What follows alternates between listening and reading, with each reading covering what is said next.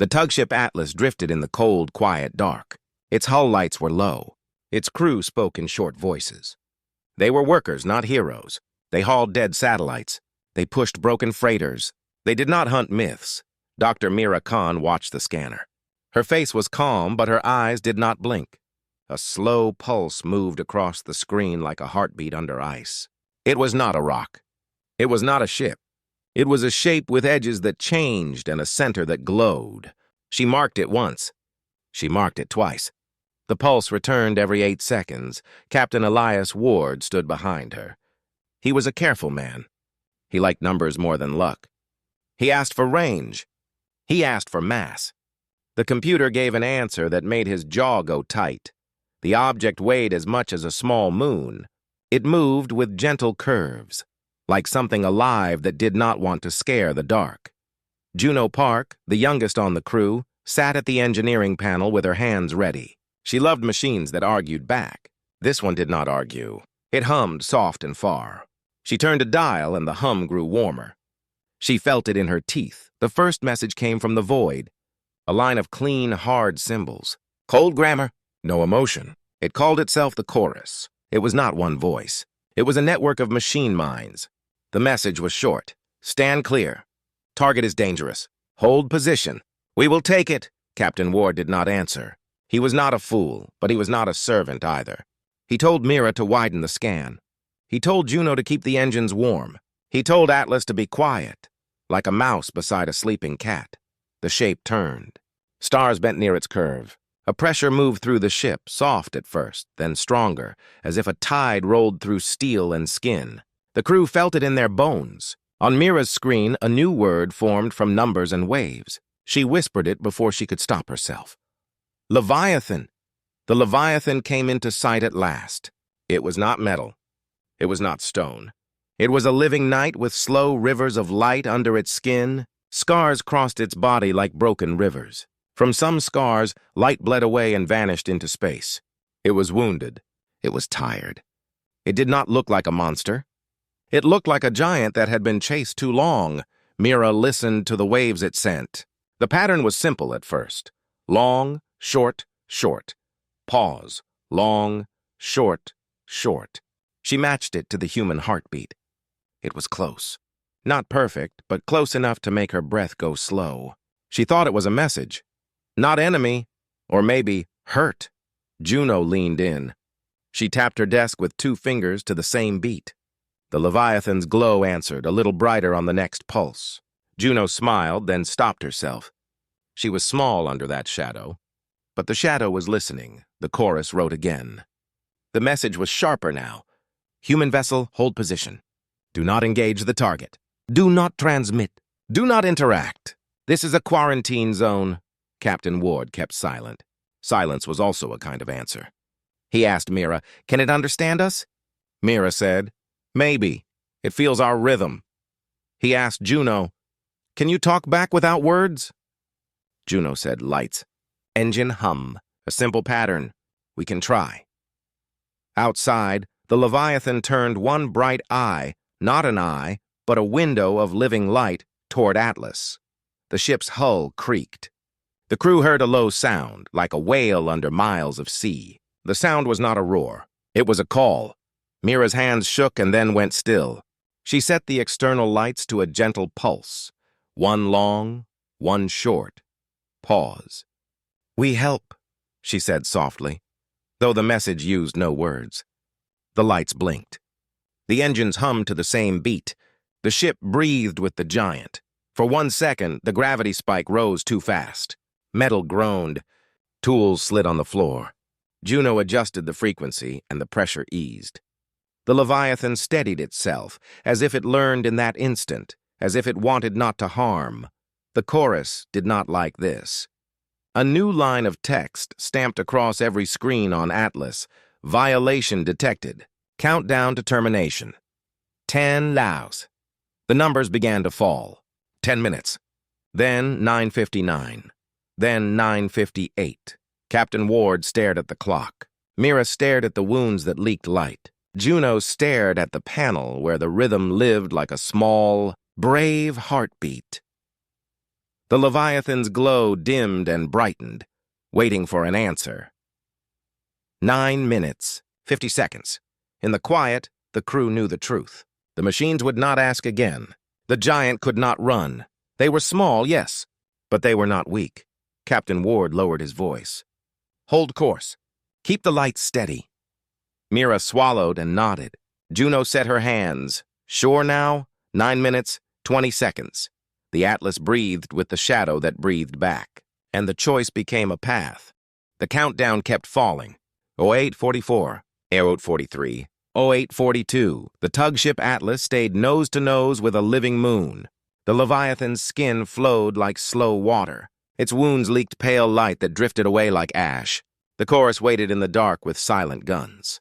Their words were simple and hard. Do not help. Do not speak. Stand clear. Captain Elias Ward said nothing. His silence was a shield. He stood behind Dr. Mira Khan and Juno Park like a stone behind two candles. Mira leaned over the console. Her voice was low and steady. It is trying to match us, she said. It listens to the beat. Juno's fingers hovered above the light controls. Then we give it a language it cannot mistake, she said. Simple, honest, no lies. The captain nodded once. Do it. Juno dimmed the cabin. Only the screens and the crew's eyes stayed bright. She set the external lights to breathe. Long, short, short, pause. Long, short, short. The engines hummed the same rhythm, a soft pulse that the hull could carry. Outside, the Leviathan shivered. Veins of light under its skin brightened in time with Atlas. Then the pressure came, like a heavy hand on the ship, not crushing but testing. The hull creaked. Loose tools chattered. Mira watched the gravity numbers jump. Easy, she whispered, as if the giant could hear the shape of her breath. We are small. We are near. Do not press too hard. The gravity fell half a point. Juno blew out a tiny laugh she had not meant to release. It heard you, she said. Or it sensed the change in our hum. Mira kept her eyes on the scan. It is learning, fast. 8:10. 0809. A new signal cut through the dark. Not light, not sound. It rippled through the ship like a second heartbeat sneaking under the first. The panels showed no letters. They showed a wave folded around another wave, a simple braid. Mira tapped the screen. It is copying us, she said. It stacks the beats like we stack words. Let's answer in kind, Juno said. She added a soft flicker between pulses. Short spark, pause, short spark. This means safe in old engine codes, she said. It's a lie in most places. It must be true here. The Leviathan responded with a thin band of light that circled its body. The band passed the scars and they flinched, like a body bracing for pain. When the band was gone, the scars bled brighter, then softer. It was testing itself. It was telling them, hurt here. Mira's throat tightened. It shows where it hurts, she said. It trusts us that much. Juno's voice grew hard. The chorus calls that damage report. I call it a cry for help. The chorus did not wait. They broke the silence with a flat, wide broadcast that bled into every system on Atlas. Cease transmission. Final warning. Termination at 06:00. Then they flooded the local space with static, like snow laid over every star. The lights on Atlas dimmed. The hum wavered. For a moment the rhythm broke. The Leviathan flinched and gave a sharp surge. Gravity slammed the decks. Metal screamed. The ship dropped half a meter and bounced. A mug shattered. A breath turned into a cry. Juno grabbed the console. Hold, hold, hold, she said to the ship, to herself, to the giant that listened. She shifted the engine tone 3 keys lower, the way old tug pilots soothed angry thrusters. The hum settled. The deck stopped trembling. The Leviathan's pulse steadied with them, like a huge chest rising and falling beside a human chest. Mira wiped dust from her screen. It mirrors our calm, she said. It does not want to hurt us. Captain Ward watched the clock step through 6 minutes. Then we return the favor, he said. Show it one more thing, something only humans do. Juno frowned. Like what? Apology, he said. She blinked, then set the cabin lights to a slow bow, bright down to dim, hold back to bright. She added a small cut in the hum, a tiny gap like the space between sorry and please. The pattern was simple and complete. It carried no pride, only respect, the Leviathan answered. It dimmed the glow around Atlas until the stars shone clean again. The pressure softened. Still there, still strong. But gentle now, like a tide that knows the shoreline. Then something new. On Mira's scan, a thin black line appeared inside the Leviathan. Not a shadow, not a vein, straight, rigid, wrong. It pierced through layers of living tissue to a deep center. "What is that?" Juno whispered. Mira zoomed in. Numbers marched past. Density, heat, stress. The black line was colder than the space around it. It ate light. It hummed at a pitch the ship could not sing. "A spear," Mira said. "A machine spear." The room went very still. The Leviathan sent a short, sharp sequence, pain spikes wrapped in the polite rhythm they had built together. It was trying to speak without hurting them. It was telling them this is the wound. Captain Ward's jaw set. "The chorus put that there," he said. Mira's eyes did not leave the spear. "Not just a weapon," she said. "A tracker, a hook. It keeps the wound open. It calls the hunters." Juno swallowed. "Can we remove it?" Mira's hands hovered over the console like birds over cold water. "If we touch it wrong, it will scream to the whole network," she said. "If we leave it, the Leviathan keeps bleeding. 2:05:01. Captain Ward looked at the dwindling minutes, the small ship, the giant friend, the silent guns in the dark. "We don't have time for the shuttle and a textbook," he said. "We need a door. Ask it for a door." Mira set the lights to a new phrase. Bright, bright, pause. Bright, then the apology bow again. Request, please. Juno matched the hum with a gentle rise and fall that sounded like a human breath held, then released. The Leviathan turned, slow and careful, until one plate of living skin faced Atlas. The plate folded back like a petal. Warm light spilled out. A tunnel opened, soft walls, glowing veins. A pulse you could feel from the doorway. "It understands," Juno said, awe and fear braided tight in her voice. The chorus cut through the static with one last command. "All human transmissions cease." Termination at 03 Doro. A second line followed, thin and sharp as a knife. Penalty for interference. Shared destruction. Mira closed her eyes for a heartbeat, then opened them. "Shared is the only way we do anything," she said, and surprised herself with the truth of it. Captain Ward did not smile. He did not need to. "Suit up," he said. "Quick, light packs only. We go inside, we find the spear, we make it stop calling." Juno snapped her harness and reached for the tool case. She touched the hull with her palm as if to promise the ship would be okay. Atlas hummed back, brave and small. 2:11. 2:10. The shuttle bay doors opened to the living tunnel that waited outside. The air tasted like cold metal and salt. The glow on the walls pulsed in time with the ship's hum and the giant's breath, a new rhythm that belonged to both. Mira stepped into the shuttle first. Juno followed. The captain sealed the hatch.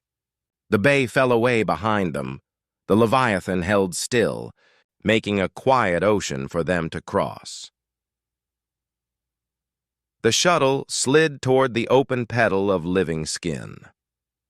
45. The chorus fleet shifted in the dark. Lines of red lock markers touched the Leviathan, then flicked toward the tiny human craft as if to count all sins at once. 30 Mira gripped the rail. Juno checked the cutter charge. The captain watched the tunnel widen, a throat of light and shadow. 15. The Leviathan sent one last gentle pulse. Not a word. A feeling. Trust. 0:10. Serious Seu. The shuttle crossed the threshold and vanished into the living ship, just as the chorus began to fire. The shuttle slid through the open petal and the dark became warm. Outside, beams from the chorus cut the starfield white, but inside the light was soft and alive. The hatch window fogged for a breath, then cleared. Dr. Mira Khan felt the change first. The air was thin and sweet like rain after heat. The walls of the tunnel glowed with slow veins of blue. Every few seconds, a gentle thump moved through the hull. Not a hit, a heartbeat. Captain Elias Ward kept his voice low. "No panic, eyes open. Record everything." Juno Park sat at the controls with both hands steady. She guided the shuttle by small taps. "The ship is breathing," she said, half to herself. "It makes pockets of calm for us." The tunnel widened and curved. Soft ridges rose and fell, as if a sleeping giant shifted under blankets. The shuttle's lights were off. They did not need them. The walls gave enough glow to see where to go and enough shadow to be afraid. Mira watched the screen. "I see cells," she said, voice flat to hide awe. "Not like ours. They bend gravity like we bend light." They reached a chamber that looked like a cave of glass. The floor was a gentle slope. The walls held thousands of tiny beads. The beads floated in slow rings like planets in toy orbits. Juno raised a hand. "Don't touch," she said.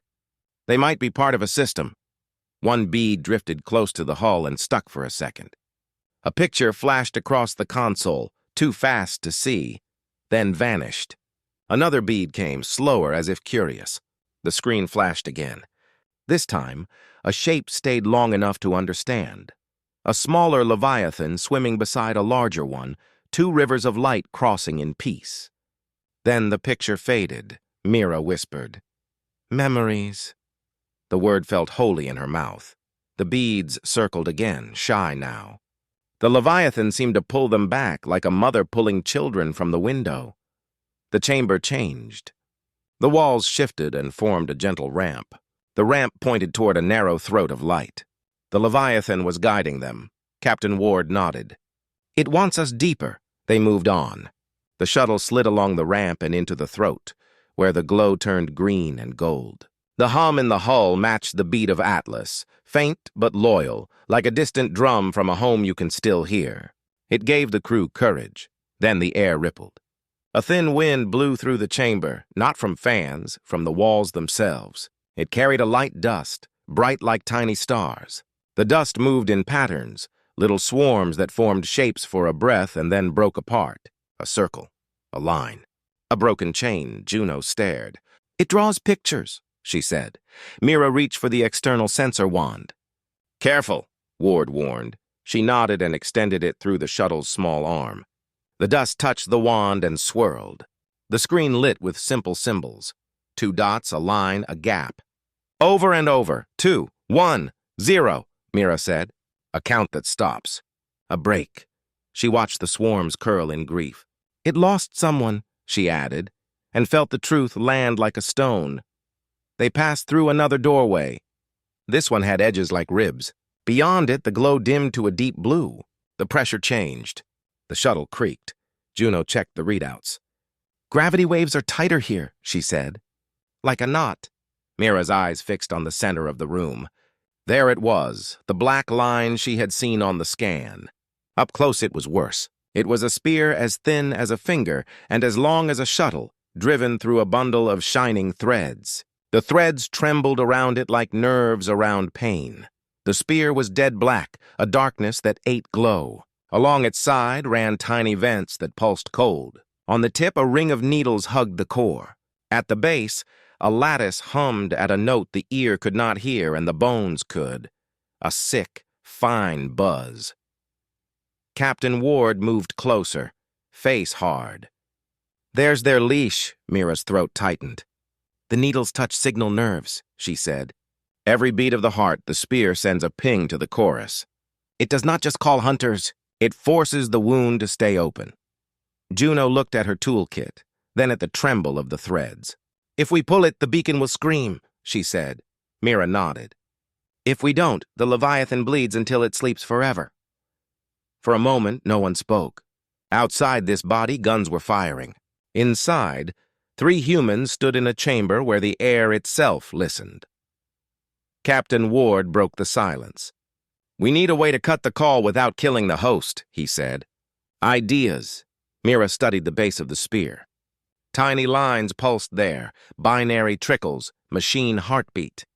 "There's a handshake signal," she said. "The spear checks for a chorus mother signal every few seconds. If it hears it, it stays quiet. If it does not hear it, it screams, 'I am alone.' Come find me!" Juno's eyes lit with a fierce, small flame. "So we fake the mother," she said. We sing the code it wants to hear. It stays calm while we work. Ward nodded once. How long? Not long, Juno said. I can craft a simple loop with the engine harmonics and the external mic. But she looked at the trembling nerves. We need to match the exact pitch. If we miss, it triggers. Mira set the sensor wand near the base. Data ran like rain. I can tune the note, she said. You build the loop. Juno started to work. Her hands were quick and gentle. She shaped the shuttle's hum with tiny changes. She listened with her bones more than her ears. When the loop was ready, she looked at Mira. Now, Mira said. Juno engaged the loop. The chamber changed mood, like a tense animal hearing a friendly sound. The tremble in the thread softened. The spear's cold vents slowed. The sick buzz eased down the scale. The black did not look less dark, but it looked less hungry. It believes us, Mira said, not smiling. Not yet. Captain Ward pointed to the needle ring. Those hooks hold the nerves, he said. We cut them first, Mira swallowed. If we cut them wrong, the pain wave will throw us through the wall. Juno opened a case and pulled out a flat tool, a cutter that looked like a silver tongue. This slices at a distance of 1 finger, she said. No sparks. It uses a cold edge, Ward kept watch. I'll hold the shuttle steady. Mira slid the cutter toward the ring, slow as winter. The Leviathan felt the touch and flinched. The walls around them pulsed. The gravity rose and fell like a tide in a storm. Juno adjusted the loop, adding a soft shh dip in the note, a human lullaby in machine code. The flinch eased. The cutter found the first hook. Cut! Mira breathed. She tapped the control. The hook parted with no sound. The nerve thread twitched, then lay quiet. They moved to the second hook. Cut. The third. Cut.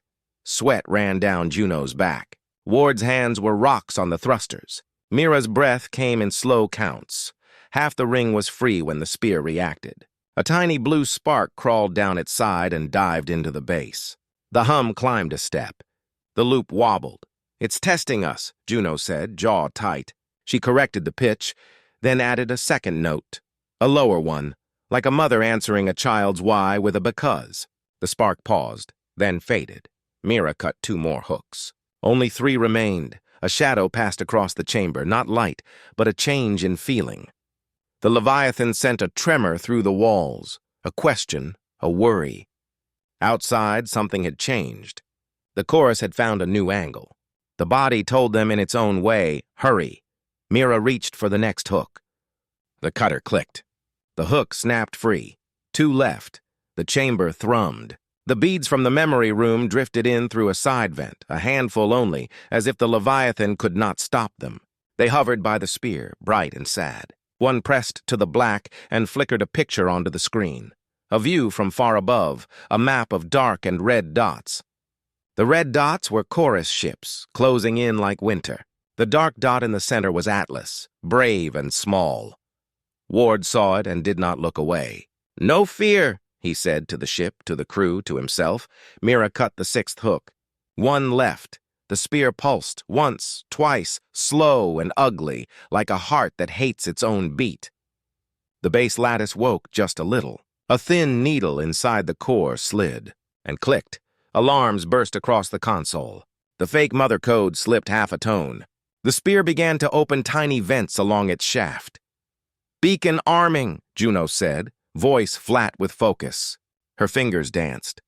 I can hold it for 10 seconds, maybe 12. Mira looked at the last hook. It lay tight against a thick bundle of nerves. If she cut it wrong, the pain wave would blast the chamber and the beacon would scream anyway. If she did not cut it, the spear would never come free. Captain Ward met her eyes. We don't get a clean option, he said. Cut on the exhale. Juno took a breath. Holding 9, 8. Mira steadied the tool. The chamber pulsed. The Leviathan sent one soft push of trust that felt like a hand on a hand. 7, 6. Mira moved the cutter a hair to the left. Another hair. 5. The fake mother code trembled. 4. The vents along the spear brightened. 3. Mira closed her eyes for 1 heartbeat, then opened them clear. 2. She touched the control. 1. The cutter touched. A cold flash ran along the black spear like ice learning to burn. The last hook let go with no sound, but the whole chamber felt it. The living walls flinched. The glow dropped, then came back, weaker. Juno held the mother code steady. "It's free," she said. "Not out. Just free." Dr. Mirakan did not breathe. The spear now hung inside the bundle of nerves with nothing to hold it except habit and hate. A thin mist leaked from tiny vents along its shaft. The mist did not spread. It vanished into the air like a lie that finds no ear. Captain Elias Ward watched the readouts. "Beacon arming," he said. "Fast." Mira looked at the base lattice. A ring of micro-needles folded in like teeth. The spear wanted to bite the nerve again. It wanted to call the hunters with a scream that never stopped. "Juno," Mira said. "We need a glove." Juno understood. She changed the loop from a single note to a braid of two. She added a low breath, then a higher hum, like harmony at a bedside. She shifted the phase by a hair so the fake mother code wrapped around the spear's own heartbeat. The lattice paused. Mira slid the cutter under the spear's belly. "Not to slice, to lift." The tool hummed, soft and cold, as it formed a thin field like a cushion. The spear rose a finger's width. The nerve threads trembled. The chamber answered with a moan they felt in teeth and knees. The Leviathan hurt, but it also held still. It offered its pain like a patient who chooses the knife. "Easy," Captain Ward said, his voice the line across a storm. Mira lifted another finger's width. The spear slid through the nerves like a nail sliding out of wood it had learned to own. More mist, more cold. The fake mother code wavered, Juno corrected. Sweat ran down her neck. "The chorus changed the check interval," she whispered. "They know it's active. They are listening harder." Outside the living walls, silver lines crossed space like threads of frost. The chorus ships moved closer, slow and sure, as if they already had the prize inside their hands. Mira raised the spear again. It came free of the core with a soft pull that still made the room shiver. The tip cleared the last thread and the bundle of nerves closed, not tight, but tighter. The glow along them warmed. The heartbeat in the hull smoothed, one beat, pause, one beat, stronger. "The wound is closing," Mira said. "We need a seal," the Leviathan answered without words. The wall near the wound opened like a mouth and offered a thick, clear gel. It flowed toward the nerves and spread thin like new skin. The tremble eased. The spear, free now, woke. All along its length, hair-thin vents opened. Blue sparks walked under its skin. A tiny speaker inside it clicked alive and began to climb a note that was not sound, not music. An alert that only machines love. "Beacon!" Juno shouted. 10 seconds to full call." Captain Ward did not think, he acted. "Bag it," he snapped. Mira swung the spear into the shuttle's cargo tube. Juno slammed the field door and threw a dampener seal. The spear hit the wall and tried to sing. The dampener ate the first half of the cry. The second half leaked like a razor of cold. Juno jammed more power into the fake mother code. "I can drown it for 9 seconds, she said. "After that," Mira grabbed a clamp and locked the spear to the tube. Her hands shook. "We dump it," she said. "Outside. Far." "The moment it sees the dark," Ward said, "it screams with nothing to muffle it. The fleet will hear." Mira looked at the wound, at the gel, at the small nerves already learning to calm. She looked at the spear in the tube, hungry as a wolf that has learned to whisper. She made a choice and did not dress it up. "We keep it," she said. Juno stared. "On board?" "We feed it the mother code," Mira said. "We keep it quiet." "We take it with us. We leave with the Leviathan. When we are far, we crush it." Captain Ward saw the vector tree of that risk and still nodded. "Do it!" Juno's hands flew. She bound the spear to the shuttle's hum with 3 loops. 2 were for the mother code. The third was human. Small rises and rests like a lullaby made of math. The beacon tried to bite through the sound. It failed by a hair. That hair held. The Leviathan felt the quiet and sent one slow pulse. It was not a word, but it was a thank you. The tunnel walls brightened. The gel turned from clear to pearl. The heartbeat steadied again. "Time to go," Ward said. The chamber walls rippled in agreement. A new ramp formed from living tissue, smooth and sure, rising up toward the throat that led back to the open petal. The ship itself guided their exit like a host who has decided the guests must run. They turned the shuttle. The spear hummed behind them, angry and held. Juno lowered the engine tone to keep the mother code thick. Mira kept a hand on the dampener gauge. If it fell, she would push it up with her bones. Halfway up the ramp, the Leviathan flinched. The whole tunnel clenched and then expanded hard. The shuttle lurched. Every light flashed white. A shock wave rolled through, bright as a shove from a god. What was that? Juno shouted, Mira's screen filled with angry lace. She saw the shape of a new wound, not inside, outside. Hit, she said. The chorus found a soft spot. Captain Ward's jaw locked. We are out of time. The Leviathan agreed. The throat opened wide. The ramp smoothed to a slide. The tunnel's gravity tilted like a hand tipping a bowl. It threw them toward the exit with care and with speed. The shuttle shot out through the pedal and into space. The starfield was a storm now. Beams crossed. Shadows ran. The Leviathan curled around itself like a whale that tries to hide the place that hurts most. Atlas glowed ahead like a small, brave candle. The hangar doors were open. The tug had its tug cables out like arms ready to pull family in. Docking, Juno said, breath tight. Fast, Ward answered. Behind them, the pedal closed to a slit. A white spear of light slammed where the opening had been and burned nothing because nothing was there. The Leviathan had moved its skin just in time.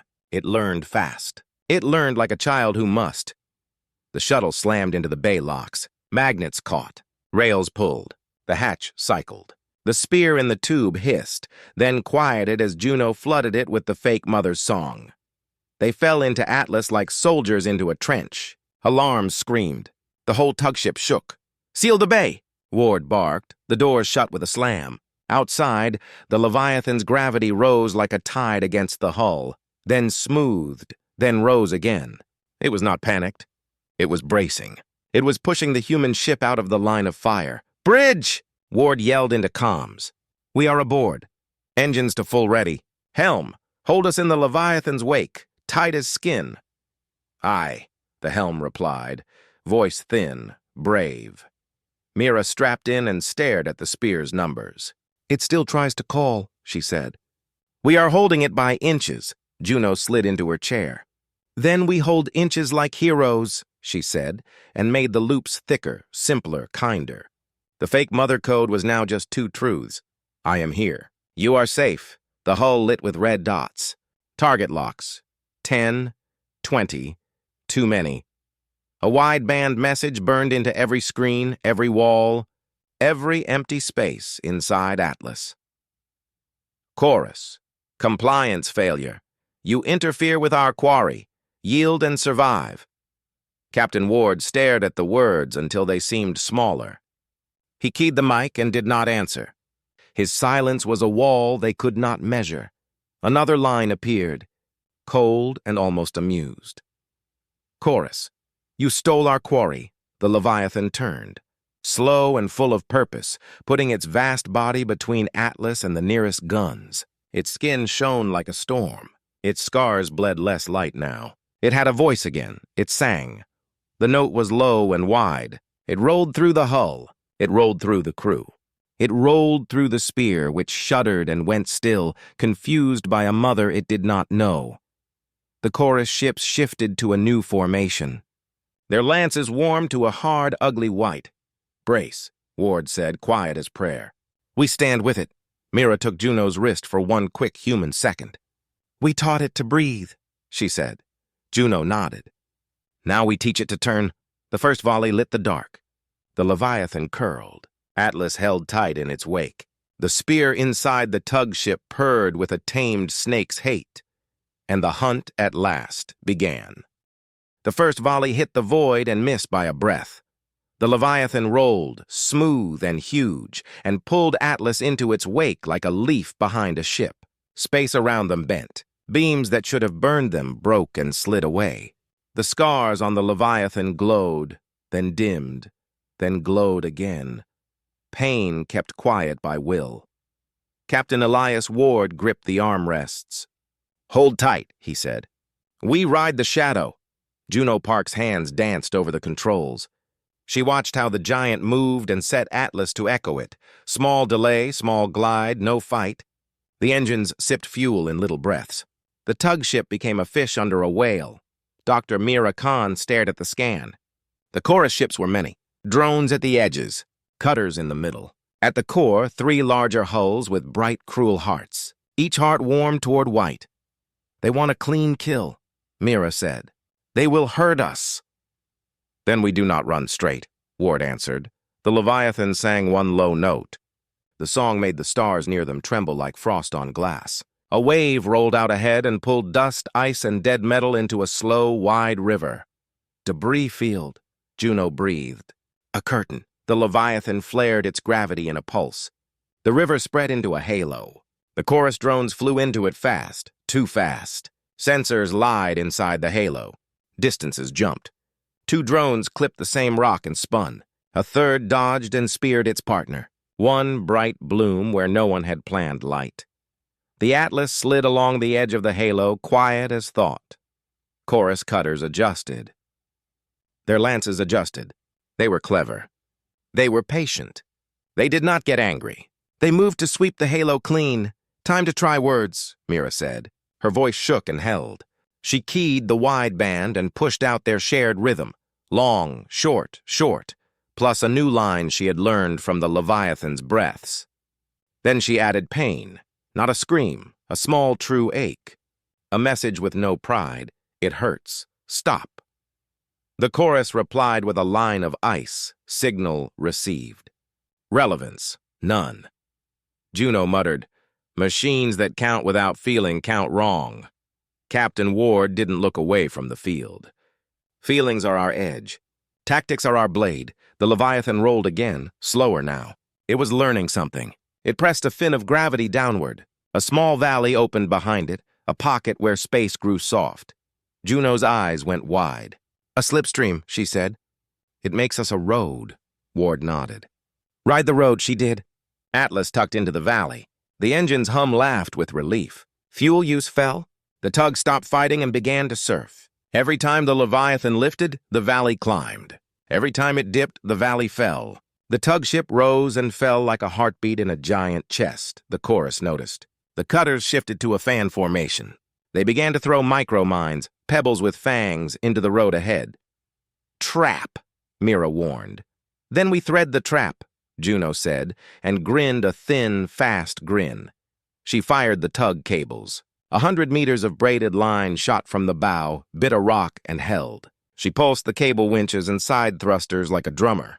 Atlas swung, not wildly, but with a plan, right around one cluster of mines, left past another, close enough to see the little teeth open and then close on emptiness. A cutter fired a timing lance. It would hit where the road ended. Juno threw the tug through a tiny gap that only existed because the Leviathan made it in that second, and because she believed it would. The lance kissed the wake and fell apart like rain on hot stone. The crew did not cheer. There was no time for victory. There was only next. Mira watched the Leviathan's skin. The glow along one long scar kept failing. The gel they had seen inside was thin here. The giant fought and bled light at once. "It needs a breath," Mira said. "A safe second." Ward looked at the wall of ships closing. Safe seconds did not live here. He made one. "Juno," he said, "give me the ugly idea." She did not pretend she didn't have it. "Dump the scrap," she said. "Everything in the hold. Make a false atlas." Ward hit the release for their salvage: twisted metal, broken satellite ribs, old cargo shells. The Leviathan's wave rolled the scrap into a clump the size of the tug, then pushed it forward at the same speed for 3 beats. Chorus sensors sniffed. For a breath, they believed. 3 cutters turned and fired at the fake.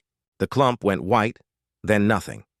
In that short nothing, the Leviathan curled its wounded side away from the guns and let the glow recover a shade. Juno whispered, "Good," and did not stop working. A new shadow entered the scan. It was not fast. It was not many. It was one. It ate the light around it. Mira spoke the truth before the word hurt. Dreadnought. The Dreadnought did not hurry. It did not need to. It warmed a long, thin weapon on its spine. The numbers on the scan changed from warm to hot to a color the screen had not shown before. "Star Lance," Mira said, dry as dust, not a beam, a line that decides where light goes. Ward's face did not change. We cannot take that and live. The Leviathan felt the same truth. It sang a short call to Atlas, 2 notes, low and lower, like a teacher clearing a throat. Juno heard the pattern and knew. Phase step, she said. It wants to try the trick we taught in the tunnels. Ward frowned. We taught a baby step in a safe room. This is a cliff. Mira watched the giant's breath. It learns at cliff edges, she said. Like us, the Dreadnought aimed. Its star lance aligned with the Leviathan's heart. Juno set her hands. We need timing. A count inside the count. 3 beats of charge, 1 beat of hold, cut to 0 on now. If we miss, we scatter. Ward glanced at Fuel, low, pale red. The edges of empty crept in. Can we do it? He asked. Juno did not lie. Maybe once. The Leviathan gathered itself. Gravity around it thickened like honey. The road behind it grew deeper. The Tugship slid lower, nearly scraping the valley floor. Feel our breath, Mira said, as if the giant could hear words and not just rhythm. Follow, not before. Not after, Ward counted. On my mark. 3, 2, chorus drones converged. Cutters drew a net. Minds brightened. The Dreadnought's spine went from hot to white. 1. The Leviathan tried the phase step. Space around them shifted. Not far, not full, but enough to turn a straight line into a near miss. The star lance fired. It struck where the Leviathan was in the last half heartbeat, not where it had moved to. The beam kissed the edge of a scar and turned the kiss into a wound. Light sprayed like a bright rain. The Leviathan held the step longer than it knew how. It shivered. It almost fell. Atlas shook. Metal screamed. Panels blew fuses and then came back with smoke. The spear in the dampened tube purred with ugly joy, then quieted as Juno slammed more peace into the mother code. We're still here, Juno said, like a dare. The Dreadnought cooled its spine by a hair and began to warm again. The second shot would not miss for the same reason. The machines were not proud. They learned too. Mira saw the Leviathan's breath stutter. One more step, she said. Small, clean, together. Juno's eyes were bright and wild. We will need more push than we have, she said. Fuel says no. Ward looked at the tug cables, at the coils, at the clamps, at the poor man's tools that had saved 100 lost ships. He made a plan that felt like a bruise. We steal momentum, he said. How? Juno asked, already half in. Grapple the cutter on our left. Use its pull to slingshot, then cut the line at the peak. That's insane, Mira said. Yes, Ward said. And fast. Juno laughed once, a small sound of trust in the dark. Let's be fast. She fired the left cable. It bit a cutter's wing. The machine jerked. The tug yanked sideways. The road tilted. The Leviathan felt the pull and curved the valley to help instead of fight. The cutter tried to shake them. Juno paid out line, then took it in, then paid it out again, reeling like a fisherman with a story too big to tell. Atlas swung wide, then wider, then fast. At the top of the arc, Juno shouted, Now! Ward hit the release. The cable snapped free. Momentum became a gift. The tug shot forward and up, higher in the valley than before. The Leviathan lifted with them, reading their nerve, reading their hunger to live. The Dreadnought's spine turned blinding white. Juno, Ward said, calm as a winter lake. Count us. She counted. 3, 2. Hold, Mira gripped the rail. The Leviathan's glow flickered, then steadied. It hummed the mother code back at the spear to keep the devil sleeping. It dropped the river of debris behind them like a curtain. It breathed in, slow and brave. Now, the engines cut to 0. The Leviathan stepped. For a slice of time, the Tugship felt weightless inside a moving world. The star lance carved the place where they had been. The shot missed by a thought. The Dreadnought adjusted by a colder thought. The phase dropped. Gravity snapped back. Atlas bucked. The hull held, barely. Fuel alarms chimed in a weak tin bell voice. Red lines crossed the panel like thin blood. Fuel at critical, Juno said. 2 pushes left. Maybe 1. The chorus fleet closed the circle. The Dreadnought warmed for a third shot that would not care about almost. Captain Ward looked at the Leviathan, at the scars they had helped seal, at the song they had taught. He looked at his small ship made of stubborn and wire. He made one more choice. Bring us closer, he said. Right behind the heart. If we go guarding it. The Leviathan heard the motion, if not the words. It curled its vast body around them, making them part of its shadow, making them part of its breath. The Dreadnought's spine reached the bright beyond white. Juno set her fingers on the throttle. Mira set her hand on the dampener gauge for the spear. Ward set his jaw. Ready, he said. The Star Lance began to fire. The Star Lance fired. Light did not travel. It arrived, thin, perfect, merciless. Space tore in a line. The Leviathan twisted, but not enough. The beam scraped a fresh scar across its side. White pain bloomed and faded to aching blue. Atlas shook like a bell. Panels spat sparks. The dampened spear in the cargo tube purred, then tried to sing. Juno slammed more mother code into its throat until the sound died like a swallowed blade. Captain Elias Ward did not blink. We live, he said. Next. Dr. Mira Khan stared at the Leviathan's glow. The giant breathed in stumbles. It needed rhythm. It needed a hand. Juno's fingers hovered over the controls. We taught it a step, she said. But the step is not enough. Then we teach the dance, Ward answered. The Dreadnought's spine warmed again. Numbers climbed to bright. Cutters spread into a cage. Drones stitched the gaps with mines like glittering teeth. Mira leaned close to the mic. She spoke in the language they had built from light and hum. Long, short, short. Pause. A soft bow of brightness. Then 3 words in human voice, low and sure, because sometimes truth crosses any tongue. Breathe. Hold. Turn. The Leviathan answered with a low note that trembled and then steadied. Juno opened a blank loop on her console. She wrote a simple algorithm in sound, a human song for a giant body. Phase step, she said, counting with calm hands. 3 beats to charge, 1 to hold. Cut to 0. Then turn the gravity fin toward the beam. Not away. Toward, Mira frowned. That will bring the lance closer. Only for a blink, Juno said. Like catching a knife by the flat, not the edge. She pushed the pattern to the Leviathan through the hum.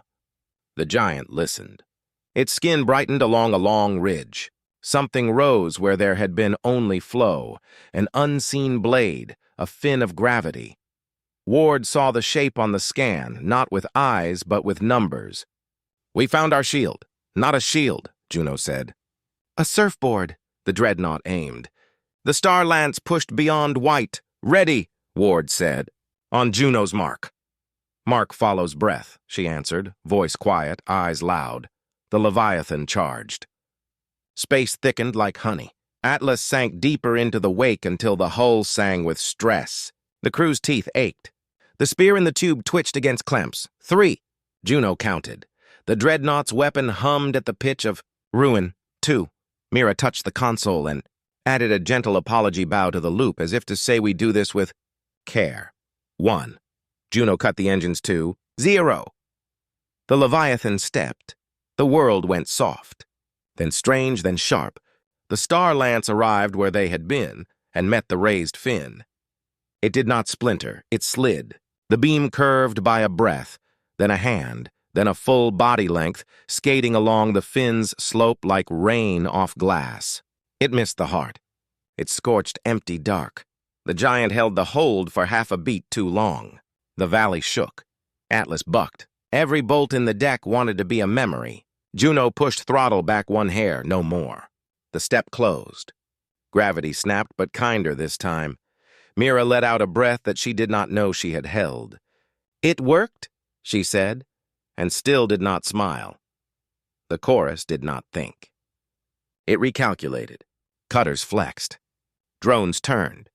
The Dreadnought warmed faster. It would not slide the same way twice. Juno licked dry lips. We need to ride the fin, not just raise it, she said. We need a bridle. Ward looked at the tug cables. Poor tools, human tools. Take them, he said. Sir, cables are metal, Juno said. Gravity is not. Then hook the field, Ward replied. Find the ridge with the coils. Juno's grin was small and fierce. Yes, Captain. She armed the bow coils and tuned them to the fin's frequency, one key higher than the mother code, one key lower than fear. The cables fired, but not to latch onto flesh. They latched onto the slope, the gradient itself, like a kite string biting wind. Numbers jumped. The tug's nose dipped, then lifted, locked to the invisible blade. Mira watched the Leviathan's skin. It feels us, she whispered. It knows where we stand. The Dreadnought fired again. Phase, Juno breathed. The Leviathan charged. Atlas slid along the hooked fin, not behind it this time, but with it, on the safe side of a moving wall. The lance kissed the ridge, skated, and veered. It cut a clean line past the tug and into a field of drones.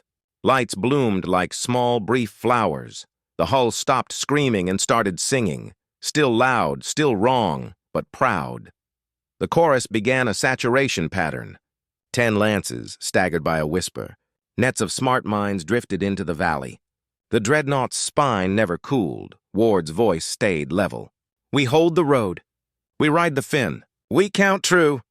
Juno tightened the gravity bridle 2 clicks. The tug levered against the ridge. The fin sharpened. The Leviathan's glow pulsed with them, learning faster now. Mira sent a new phrase across the hum.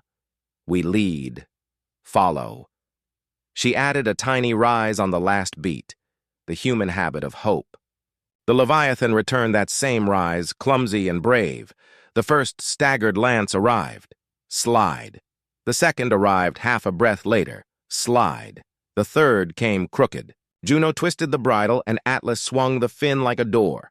Slide. 4, 5, 6, too fast. 7, too close. 8, late and ugly. A mine net blossomed ahead like a web made of teeth. Cut down, Ward said. Down is full of knives, Juno said. Down, he repeated, and did not explain. She pulled the valley lower, using the bridle like reins on a storm. The mine net tore past their canopy and snapped shut on empty space. 2 lances hit the gap where Atlas had been. The third grazed the wake and died. Fuel cried red. Coils ran hot. The bridle readout flickered between strong and wish. Mira's eyes found a new hurt. A long scar on the Leviathan's belly woke and began to leak light in steady threads. The gel could not keep up. It is bleeding again, she said. We need to give it a full breath. Then we make the chorus miss without moving far, Ward said. We bend, not run, Juno understood in one heartbeat. Counterwave, she said. Like punching a ripple with another ripple. She built a small wave in the bridle, out of phase by half a beat. The Leviathan mirrored it, clumsy first, then clean. The next lance struck the fin and met the counterwave. For a blink, the beam slowed. Not stopped, slowed. That blink became life. Again, Ward said. They did. 2, 3, 4 microwaves. The Dreadnought's aim wavered 1 hair at a time. The cutters closed to knife range to compensate. Their hulls glowed with hard intent. The spear in Atlas smelled that intent. It woke like a snake that hears boots. The dampener sagged by a line. The fake mother code quivered. Juno's hand shot to the side panel without looking. She added a second lullaby in counterphase, soft as a hand on a fevered brow. The spear shivered and slept. Barely. Mira's voice was a thread. Juno, the bridle. I have it, Juno said. But the coils are at 98. They cook at 100. Ward measured choices as if they were stones in his palm. One last push, he said. Then we cut free and dropped behind the heart. The Dreadnought gathered for a perfect shot. Its spine went beyond names. A hole in the world began to think about existing. Mark on 9, Juno whispered. We thread the storm. She laid the bridle into the fin like a violinist finding the one note that holds a hall. The Leviathan raised the ridge high, higher, highest. The valley deepened. The wake grew tight as a bowstring. 3, 4, 5. The cutters fired in a line. Beams crossed and tried to own each other. The net sparkled and then tore. 6, 7. The Dreadnought's lance began to open its eye. 8. Mira touched the console and sent one last human truth across the hum. Trust. 9. Juno yanked the bridle right. Ward shoved the throttle left. The Leviathan rolled the fin down and forward like a shoulder taking a blow for a friend. The Star Lance hit the fin at a cruel angle. It skated, screeched, and tore away, cutting a cold scar across the side of a cutter instead of the heart of a living moon. The cutter went dark. The Dreadnought learned and adjusted, fast, cold, smarter. "Cut the bridle," Ward ordered. Juno hit release. The cables snapped free and reeled like angry snakes. Coils fell from 99 to cool relief. Atlas dropped behind the Leviathan's core, under its strongest shadow. Everything shook. Everything held. Silence came back in thin, brave strips. Mira's breath found a steady count. "It worked," she said. This time she let a small smile live for 1 second. "We tamed the storm." The Leviathan sang a low, tired note, not of victory, not of fear, of family. Its wounds dimmed, not healed, but slowing. The valley widened to give Atlas rest. Alarms still burned. Fuel danced on empty. The Dreadnought turned for a final line. No stagger, no test, an end. Ward's voice went soft, the way a rope goes tight. "No running left. We make our stand." Juno's hands shook, then stilled. "I can give you one more maneuver," she said. "But we'll cross 120 on the core. After that, the engine becomes a story." Mira touched the dampener gauge for the spear. "And the snake in our pocket will bite if we falter." Ward looked at both women. He saw fear, courage, and the thing between them that makes history. "Then we take one more breath," he said. "A long one." The Leviathan brightened as if it heard the shape of the vow. It lifted its vast head toward the Dreadnought. It spread the fin like a wing, gauges climbed. Coils screamed. The deck hummed with a deep, hungry tone. 110, Juno said. 115, Mira's hand tightened on the console. "Hold!" 120. The lights flickered. The ship trembled like a heart between beats. "Hold!" Ward said. Quiet as prayer. The Dreadnought's spine opened like sunrise. "Now," Juno whispered, and pushed them past the line. Past the line, the engine screamed. Atlas shook so hard the deck felt like a drum under a storm. Heat climbed the pipes. Bolts glowed dull red. Warning lights formed a city of small suns across every panel. Captain Elias Ward did not look away. "Hold!" Juno Park pushed the throttle a hair more. The hum rose into a thin, bright wire. "Core at 123, she said. "We are a wish on fire." Dr. Mira Khan kept a hand on the dampener for the captured spear. The thing writhed in its tube like a snake that dreamed of teeth. She fed it the mother code and a second, softer song. "Sleep," she whispered. "Let us do this." Outside, the Dreadnought opened its spine to full. The Star Lance did not warm. It arrived in the future and pulled the present in after it. The cut it promised was clean. The death it promised was neat. The Leviathan lifted its fin of gravity like a mountain raising a shield. It sang one long note that shook the dust inside the walls. The note was not brave. The note was decided. Ward saw the line. Now! Juno killed the engine for a breath, one heartbeat, and in that hole the Leviathan stepped. Not far this time, not deep, a half step. Just enough to tilt the world. The Star Lance hit the fin and skated. It howled along the slope and missed the heart by a hand. It tore a white scar along the Leviathan's side instead of a fatal hole. The giant trembled. The wake bucked. Atlas rode it like a leaf that decided to be a blade. "Again," Ward said. "Once more only," Juno answered. After that, the engine melts into prayer. Mira's eyes were wet and clear. "One is all we need." The Dreadnought turned. Its aim did not wander. The chorus did not hate. It corrected. Juno changed the bridle frequency by a breath. She set the coils to bite the fin's edge without touching the flesh. She counted, quiet and steady. 3, 2, hold. "Now," Ward said. The engine died for a heartbeat. The Leviathan stepped half a step and rolled the fin like a shoulder slipping a punch. The lance shrieked off the ridge and carved through a cutter behind them. The cutter went dark, slow, and sad. The Dreadnought learned its lesson and made a new one. It began to charge a double lance. 2 lines, no slide. "No time. Core at 125, Juno said. "We cross 130, we drop from story to smoke." Ward nodded. Then we do not cross 130.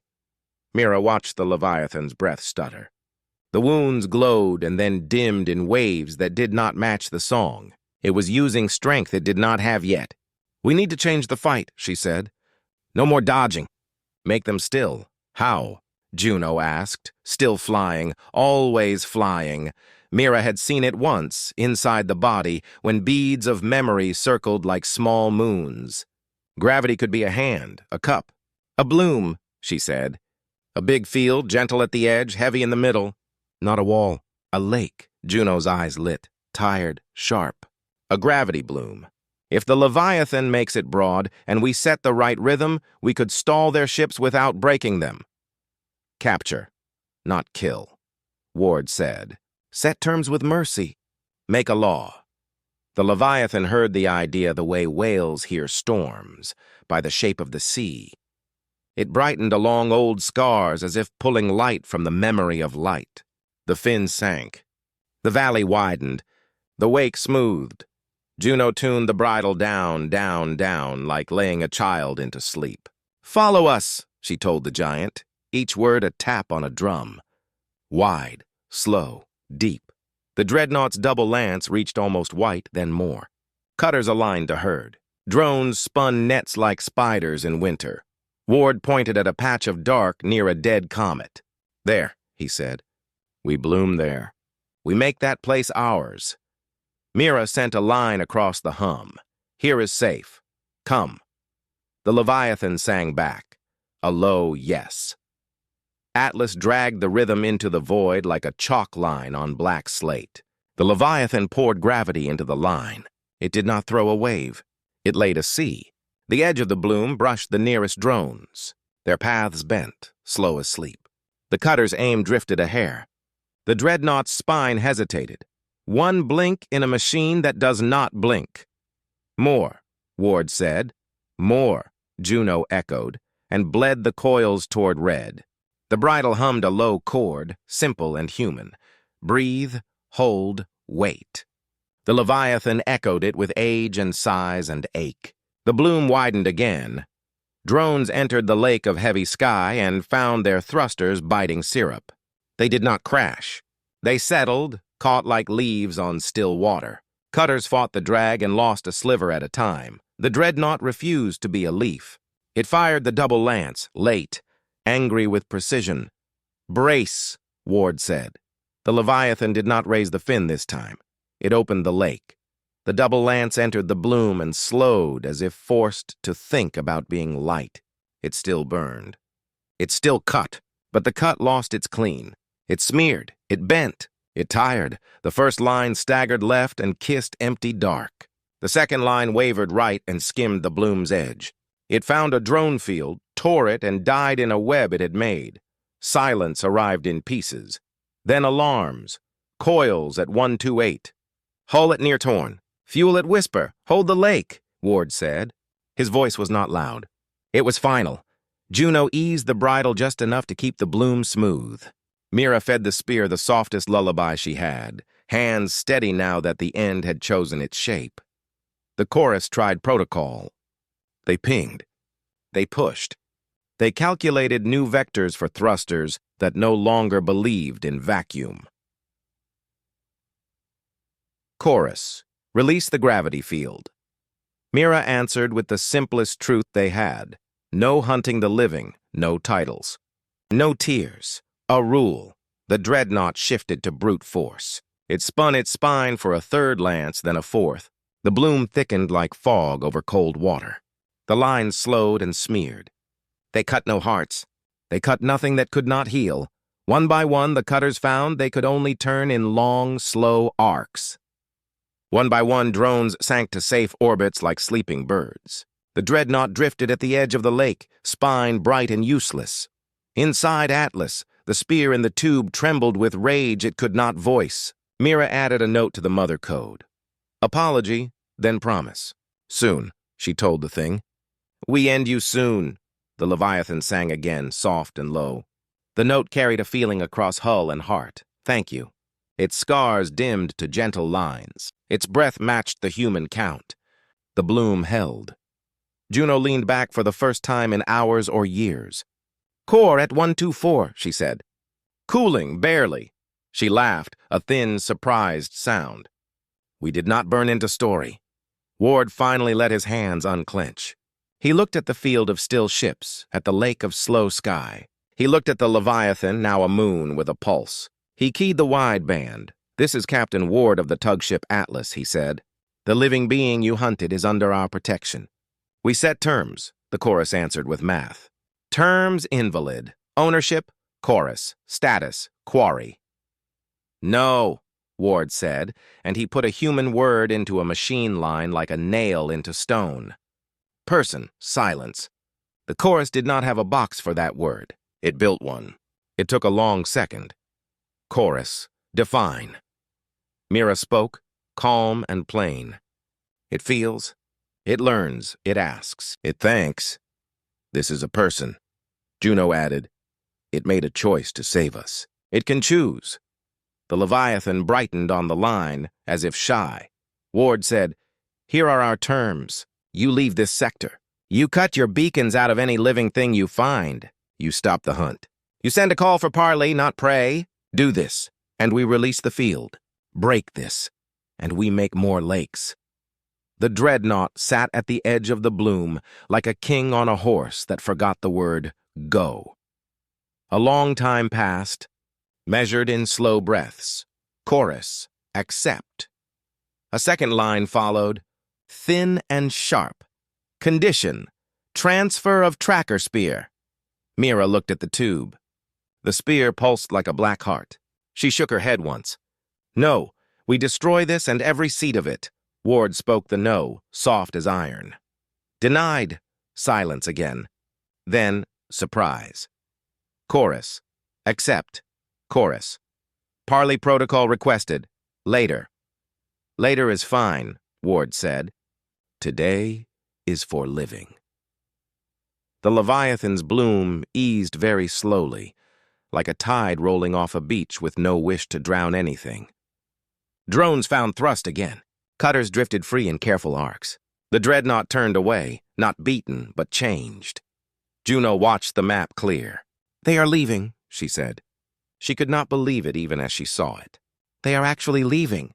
Mira closed her eyes, then opened them on a new sky. "Then we keep our promise," Ward nodded. "And the spear." They brought the tube to the tiny cold lock. They aimed it at a black empty patch where no ship, no rock, no memory lived. Juno cut the dampener for one breath. The spear swelled with hate.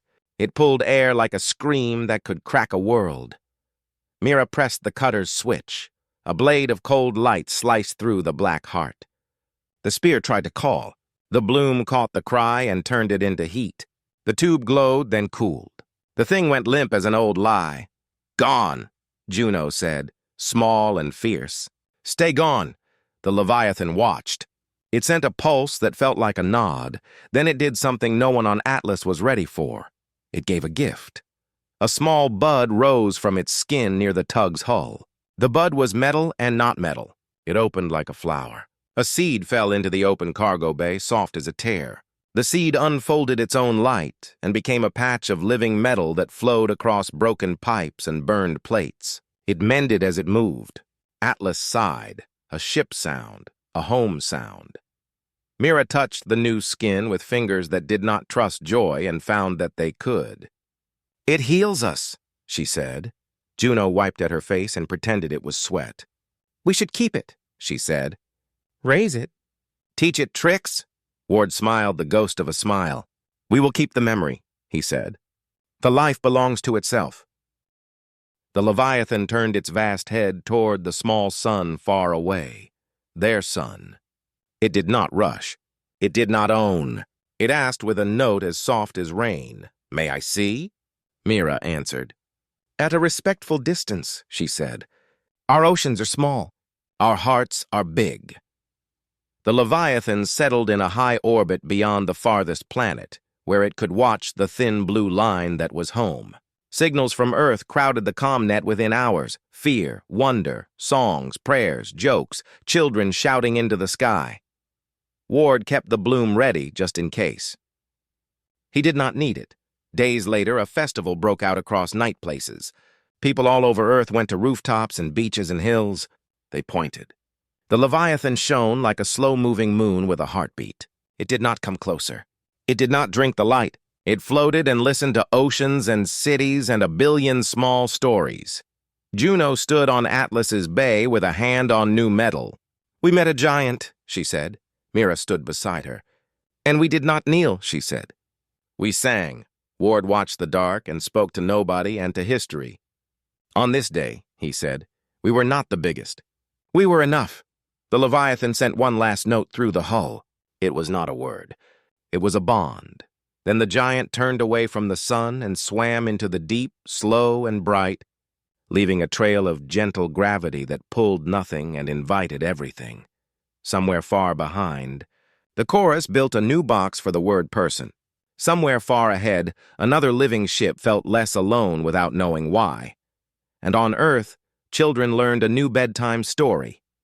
The day humanity tamed a storm not by a harder fist, but by a better song.